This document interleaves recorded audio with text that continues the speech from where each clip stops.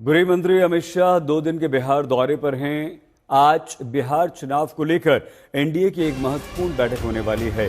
Amit Shah NDA के विभिन्न बड़े नेताओं के साथ बैठक करने जा रहे हैं, जिसमें बिहार चुनाव को लेकर गठबंधन की चुनावी रणनीति तय होगी। एक दिन पहले यानी कि कल ही अमित शाह बिहार के दौरे पर पहुंचे। आज पटना में ही अमित शाह बैठक करेंगे और इसके बाद वो गोपालगंज जाएंगे। लालू प्रसाद यादव के गढ़ से अमित शाह एक तरह से चुनावी शंखनाद करेंगे। कल शाम को पटना में बीजेपी कार्यालय में पार्टी नेताओं के साथ उन्होंने बैठक की। अमित शाह ने कहा कि बिहार में सिर्फ बीजेपी की नहीं बल्कि एनडीए की जीत को आपको सुनिश्चित करना है। हालांकि अमित शाह ने नीतीश का नाम नहीं लिया। अमित शाह ने कहा कि बीजेपी का हर नेता और कार्यकर्ता सहयोगी दल के उम्मीदवार को बीजेपी का उम्मीदवार मानकर उसकी जीत को सुनिश्चित करे। अमित शाह ने प्रधानमंत्री नरेंद्र मोदी का उल्लेख करते हुए कहा कि अगले 5 वर्ष में बाढ़ मुक्त बिहार प्रधानमंत्री नरेंद्र मोदी का विजन है।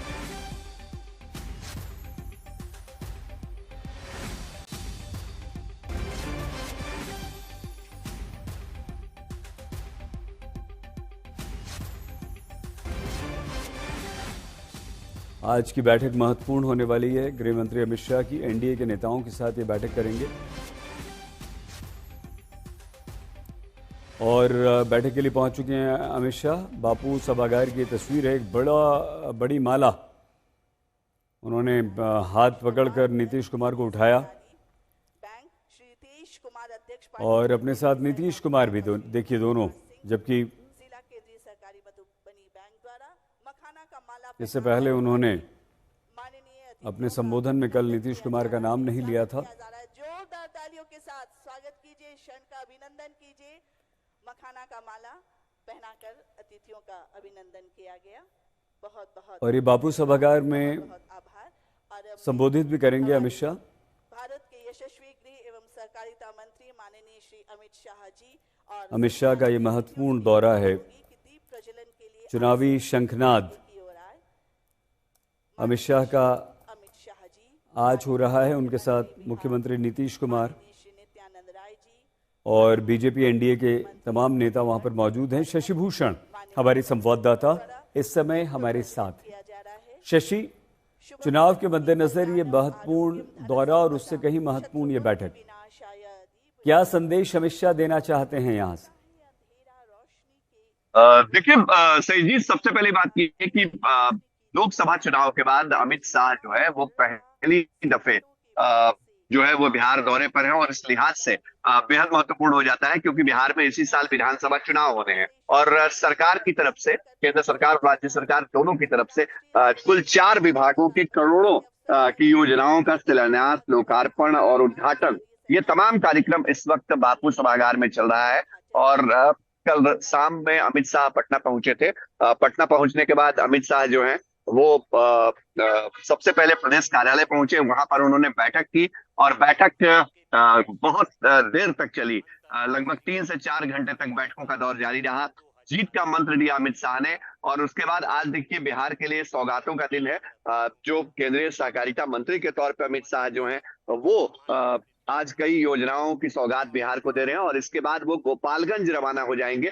गोपालगंज में अमित शाह जो है वो एक जनसभा को संबोधित करेंगे। वहां पर न्यू पुलिस लाइन में जनसभा रखी गई है और उसके बाद जब लौटेंगे तो पटना में 3 बजे के बाद वो मुख्यमंत्री आवास पहुंचेंगे। 3:30 बजे से मुख्यमंत्री आवास में जो एनडीए की बैठक है वो रखी गई है। तो ये बहुत महत्वपूर्ण हो जाता है। जिस तरह से अमित शाह का दौरा है 2 दिनों का, कल अमित शाह पहुंचे थे।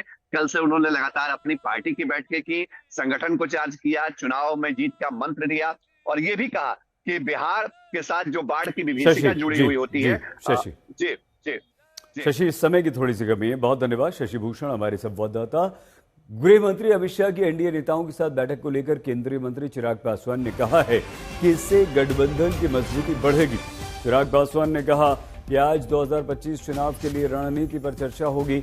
महागठबंधन पर निशाना साधते हुए चिराग पासवान ने आरोप लगाया कि महागठबंधन के सहयोगी दलों में वर्चस्व की लड़ाई चल रही है।